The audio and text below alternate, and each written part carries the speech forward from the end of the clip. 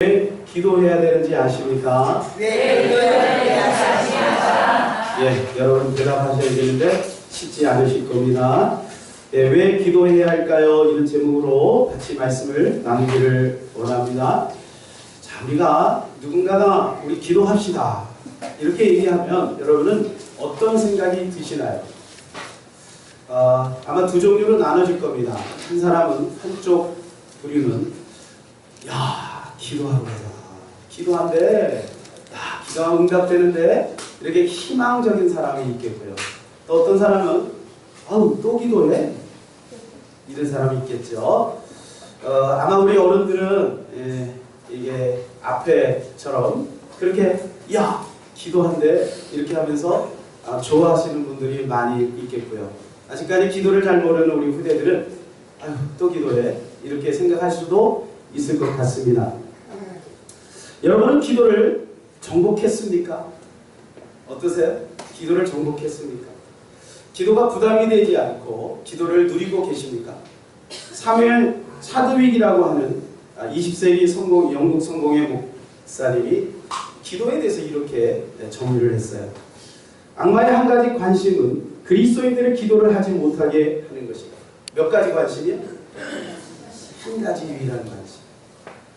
그러니까 마귀가 우리 성도들에게 무엇을 보고 있느냐면 이 사람이 기도하는 사람인가 기도하지 않는 사람인가. 그러니까 마귀가 보는 딱 두 종류의 사람인 거예요. 기도하는 사람, 기도하지 않는 사람.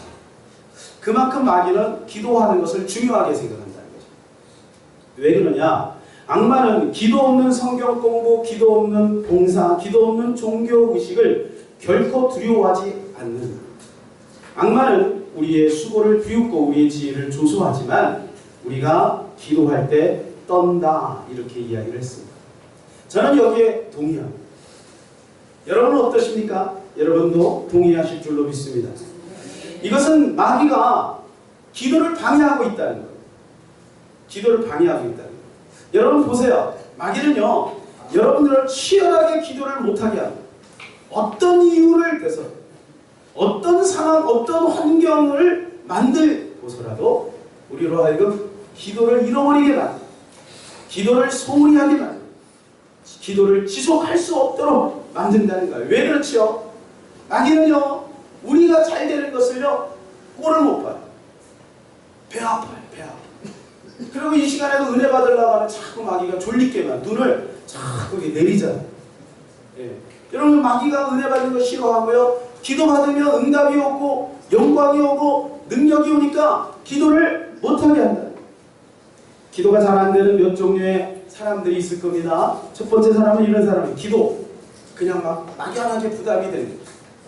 막연하게 부담이 돼요. 기도가 싫은 거야.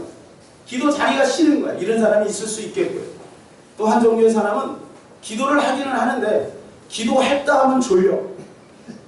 기도했다 하면은 재미가 없어. 또 한 종류의 사람은 부흥회 때나 이런 특세 때나 무슨 교회 행사 때는 막 기도를 해요. 교회에서는 기도를 하는 것처럼 해요. 그런데 혼자 있을 때나 아니면 이런 행사가 끝나면 나도 모르게 기도가 식어버리고 마는 사람이 있어요. 우리 청소년들을 가만히 보면은 그런 모습들이 있어요. 여름에 부흥회를 해서 어디 기도 갔다 오면요 아이들이 뭐 다 선교사로 나갈 것 같고 다 신학교 갈 것 같고 그냥 아주 정교다 1등 할 것 같고 그래요. 그런데 어느 순간인가 기도의 자리를 떠나기 시작합니다. 그리고 한 몇 주 지나면 천양일 때 여전히 옛날 모습으로 다시 돌아가 있는 모습을 보게 됩니다. 만약 우리 가운데 기도를 정복한 사람이 있다면 아마 지금보다 더 행복한 인생을 살아가게 될 것이라고 저는 믿습니다. 우리는 왜 기도해야 할까요? 우리가 잘한 것처럼 첫 번째 이유는 기도하면 우리에게 승리가 오기 때문입니다. 저는요 이 기도하면 승리가 온다라고 표현하는 것이 참 좋은 것 같습니다. 기도하면 성공이 옵니다 라고 하는 표현을 한동안 제가 썼습니다만 이것은 상당한 오해를 불러일으키고 이것은 더 많은 갈증을 만들고 더 많은 실망을 가져다 주기 때문에 기도하면 성공합니다 라고 하는 표현은 안 쓰는 게 좋겠다는 생각이 들었습니다.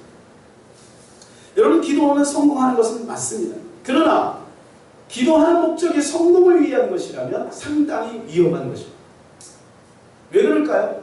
성공이 돼도 문제고 안 돼도 문제.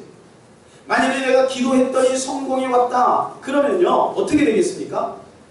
분명히 그 사람은 목적을 이루었기 때문에 눈을 다른 데로 돌릴 거예요. 만약에 기도했는데도 성공이 오지 않는다 그러면 어떤 일이 벌어질까요? 그 사람은 분명히 실망하고 교회를 떠나거나 하나님을 떠나게 될 거예요. 아, 하나님도 소용없구나. 나의 목적을 이룰 수 없는 분이구나.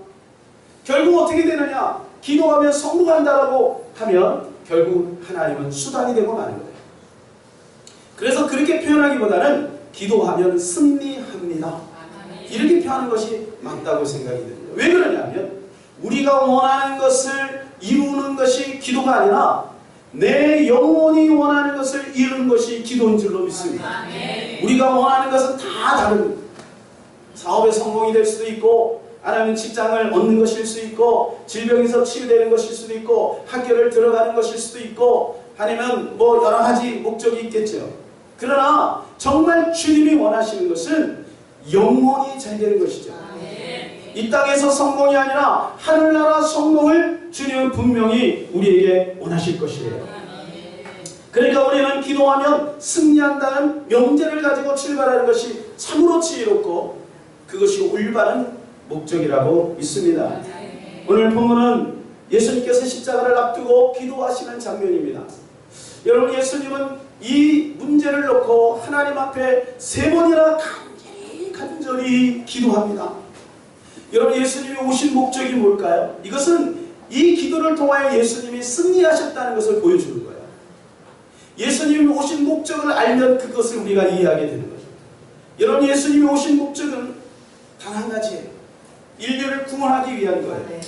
그런데 인류를 구원하기 위해서는 예수님이 꼭 통과해야 되는 것이 있어요. 그것이 바로 십자가예요. 여러분, 오늘 본문은 겟세마네 동산에서 마지막 십자가를 앞두고 잡혀가기 전에 기도하시는 장면입니다. 그러니 이 기도가 얼마나 중요하겠습니까? 이 기도에서 성공하면 예수님은 십자가를 질 수 있고 이 기도에서 실패하게 되면 예수님은 십자가를 지는데 상당한 어려움을 겪게 될 것을 예수님은 알고 계신 거예요. 그러니까 예수님은 이 십자가를 앞두고 처절하게 하나님 앞에 기도하는데 병행 구절인 누가복음 22장 44절에 보면 이렇게 말씀을 해주고 있습니다. 우리 다 같이 읽어볼까요? 예수께서 힘쓰고에서 또 간절히 기도하시니 땀이 땅에 떨어지는 핏방울같이 되더라. 여러분, 얼마나 간절히 기도했으면 이 땀이 뚝뚝 떨어지잖아요. 여러분, 저는 솔직히 땀을 흘리며 기도한 적은 있어요. 온몸이 젖고 그냥 막 몸에서 열기가 날 정도로 그 기도한 경험은 있지만 피가 나지는 않았어요. 여러분도 아마 땀을 흘리며 기도한 경험은 있으실 거예요. 그런데 예수님은 그 땀이 변하여 핏방울이 되기까지 기도했다. 그 어떤 사람은 이게 그거는 피가 아니다 이렇게 말하는 사람도 있고 또 어떤 분들은 그건 진짜 피다 이렇게 말하는 사람이 저는 그것이 중요하다고 생각하지 않습니다. 성경의 표현에 의하면 그만큼 우리 하나님 주님은 간절히 기도했다는 거예요. 오늘 37절에 보면은요 그분이 고민하고 슬퍼하셨대요. 하나님이신 그분이 고민하고 슬퍼하셨대요.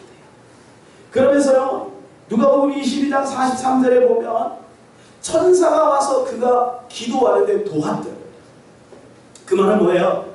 예수님이 기도하는데 그만큼 많은 에너지가 쏟고 기도하는데 누군가의 도움이 필요할 정도로 천사가 와서 그 기도를 도울 정도로 여러분 주님은 간절히 기도했다는 거예요. 오늘 39절에 보면 그분이 기도하는 자세가 나오는데 얼굴이 땅에 대고 엎드려 기도했대요. 여러분, 이거는 배 나온 사람 죽어도 못하는 거예요.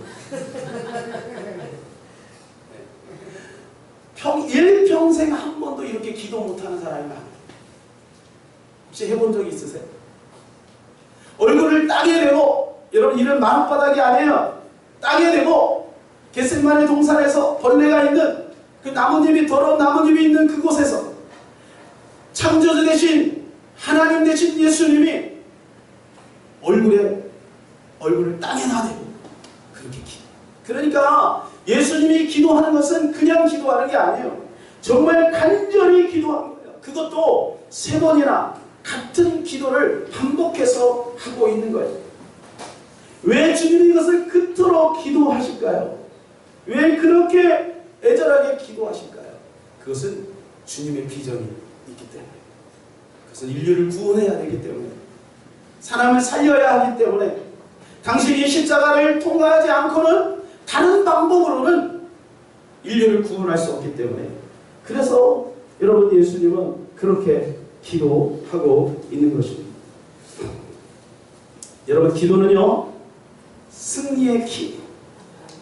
예수님이 십자가를 통과할 수 있었던 것은요, 바로 이 기도가 있었기 때문에 그런 거예요. 여러분에게 이러한 고비가 있을 거예요. 우리가 살아가는데 여기 좀 고지가 보여요. 고지가. 그런데 이 고지를 올라갈 만한 힘이 없어요. 우리 학생들, 고3들 우리 예언이 있지만 조금만 더 노력하면 좋은 성적이 곧 나온다는 건 뻔히 알아요. 내가 조금만 노력하면 내가 원하는 직장에 가고 사업의 어떤 어느 정도의 그 고지를 달성할 수 있다는 걸 알아요. 근데 그게 안 되는 거죠. 재력이 안 되든, 아니면 관계가 안 되든, 아니면 자금이 없든, 이게 안 되는 거죠. 이게 뭔가. 이럴 때 여러분, 이 예수님처럼 마지막 고비에서 하나님 앞에 애절하게 기도하면 하나님 반드시 우리에게 승리를 주실 줄로 믿습니다.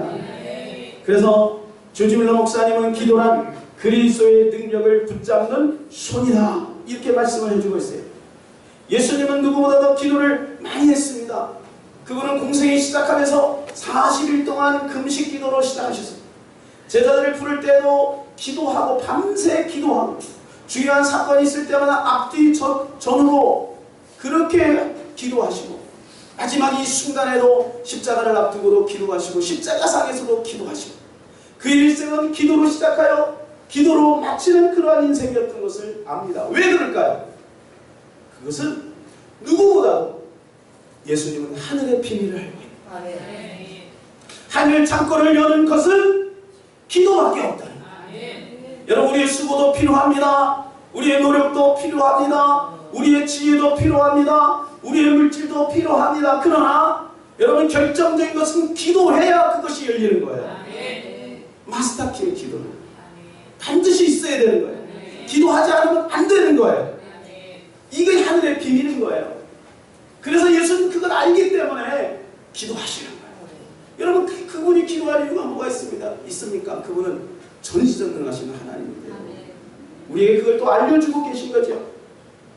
여러분, 지금 우리 꼭 이루어야 할 것이 무엇입니까? 한번 떠올려 보세요. 여러분이 간절하게 애원하는 것이 있죠. 여러분, 그것을 마음속에 품고 이 새벽 예배, 이 2주간에 걸친 이 새벽 예배 한번 도전해 보시기 바랍니다.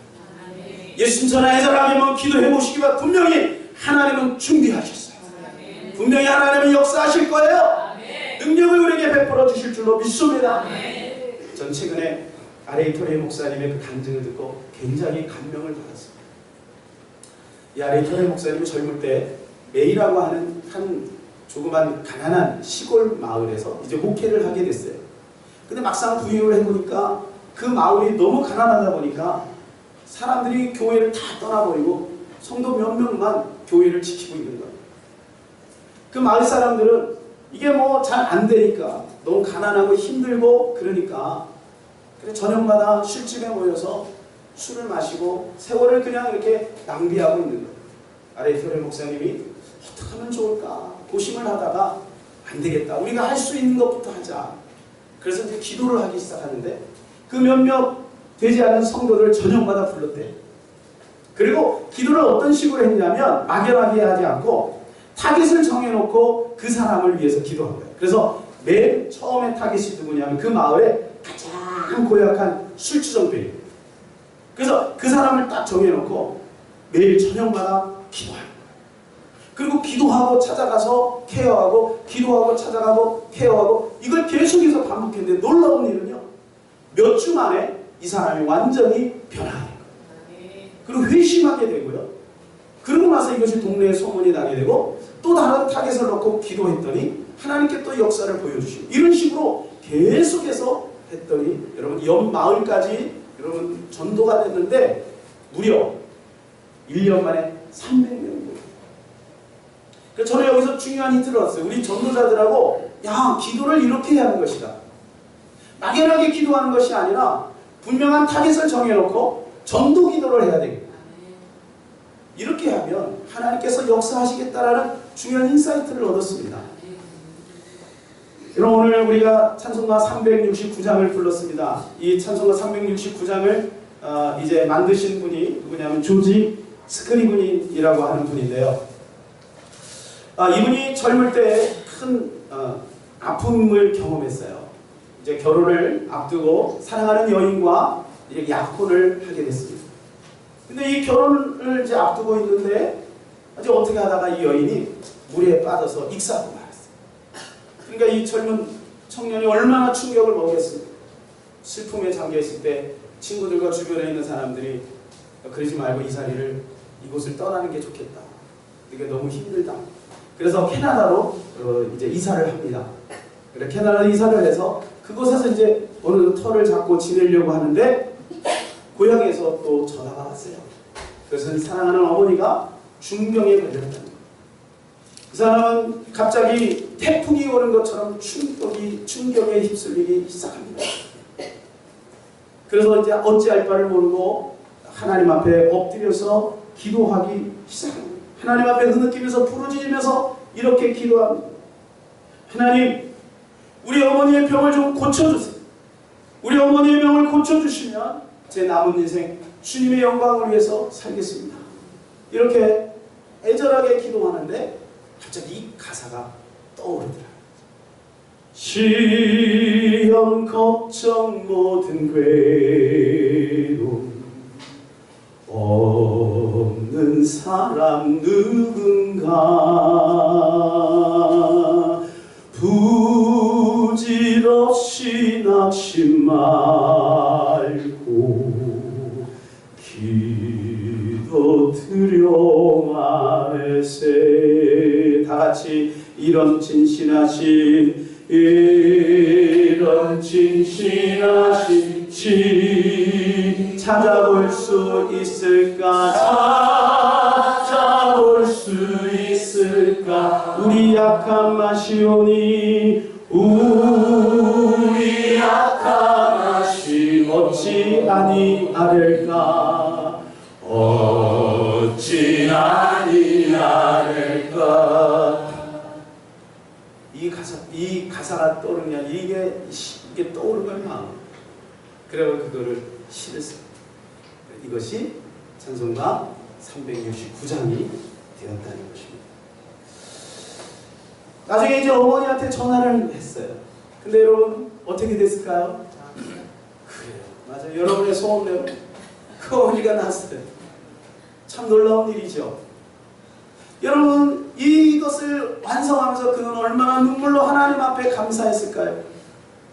주님이 죄를 맡았대요. 죄짐 맡은 우리 구주 어찌 좋은 친구인지 걱정 드신 무공짐 우리 주께 맡기세. 그 사람은 경험을 한 거예요. 주님께 맡기면 그 어떤 것들이 다 해결이 된다는 것을 그는 알고 있는 거예요. 그러니까 이 찬송을 만든 거죠. 여러분 기도를 믿으십니까? 주님은요 우리에게 기도의 약속을 어마어마하게 많이 해주셨어요. 우리가 잘 기억할 수 있는 성경 몇 군데만 우리 살펴봐도 주님은 얼마나 우리에게 기도를 초청하고 있는지를 알 수 있습니다. 마태복음 7장에 보면 7장 7절에 보면 예수님께서 우리에게 구하라, 찾으라, 두드리라 이렇게 3번이나 반복을 해주고 있습니다. 누가복음 11장에 보게 되면 너희가 악한 자라도 자식이 떡을 달라 하면 돌을 주고 그리고 생선을 달라 하면 옛딸 놈아 이거나 먹으라 하면서 전갈을 줄 자가 있겠느냐. 하물며 하늘에 계신 너희 아버지께서 너희 원하는 것을 주지 않겠느냐. 이렇게 약속을 해주셔서 그리고 바로 이어서 한 친구 이야기를 합니다. 어떤 가난한 친구가 있었습니다. 그런데 친구가 놀러 왔어요. 대접할 것이 아무것도 없는 거죠. 어떻게 해요? 그 동네에 또 다른 부자 친구가 있었어요. 그래서 그 친구에게 이제 도움을 요청하러 가는데 밤이 이미 늦어서 문을 닫고 다 잠을 자고 있는 거예요. 친구가 문을 두드립니다. 여보게 문 좀 열어줘. 나 떡 몇 덩이만 좀 주면 좋겠네. 그는 묵묵부답이죠. 왜? 식구들이 다 자고 있으니까 자기 일어나면 유대는 이렇게 한 사람이 일어나면 다 일어나야 되는 그런 구조로 돼 있대요. 그러니까 안 되니까 처음에는 무시하고 계속 잠을 자는데 이 친구가 계속해서 강청을 하는 거예요. 그랬더니 일어나서 떡을 찾아서 그리고 그 친구에게 떡을 주면서 이렇게 얘기하는 거예요. 이 친구, 자네가 내 친구이기 때문에 주는 것이 아니고 자네의 강청함 때문에 주네. 이렇게 말했어요. 여러분 무슨 말인가요? 기도를 그렇게 하라는 거예요. 여러분 우리는 이미 하나님과 우리 사이의 관계는 형성이 되어 있어요. 근데 문제는 강청함이 없는 거예요. 하나님 앞에 간절히 구하는 모습이 없는 거예요. 누가복음 18장에는 또 한 가부의 이야기를 합니다. 이 가부가 원한이 맺혔어요. 해결할 길은 그 동네에 있는 유력한 재판장에게 구하는 방법밖에 없어요. 근데 문제는 이 재판장은 사람을 무시하는 사람, 아나무인.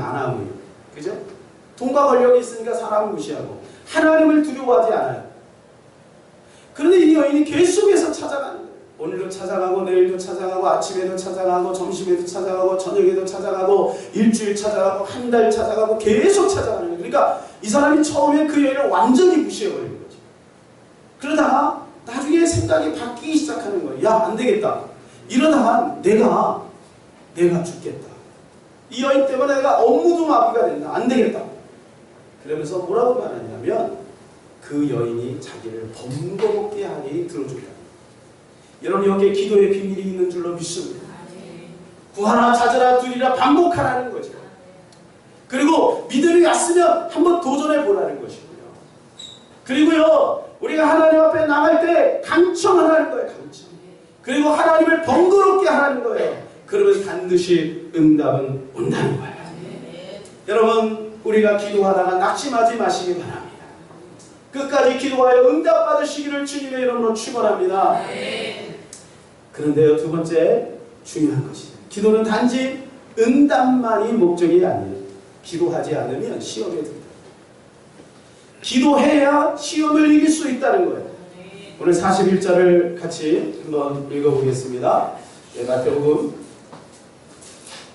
오늘 본문 26장 41절 같이 한번 읽어볼까요? 시작. 시험에 들지 않게 깨어 기도하라. 마음이 원이로되 육신이 약하도다 하시고. 여러분 지금 베드로에게 예수님께서 하시는 말씀이에요. 야, 너 기도 안 하면 시험 들어. 그러니까 시험에 들지 않게 깨어서 기도해야 돼. 이렇게 이야기를 했어요. 그것도 몇 번이나 얘기하냐면 3번을 얘기합니다. 야, 기도해라. 기도해라. 기도해라. 여러분 예수님이 왜 이렇게 3번 얘기했을까요? 그만큼 중요하기 때문에. 중요하기 때문에. 그리고 예수님은 지금 베드로와 함께 기도하기를 원합니다.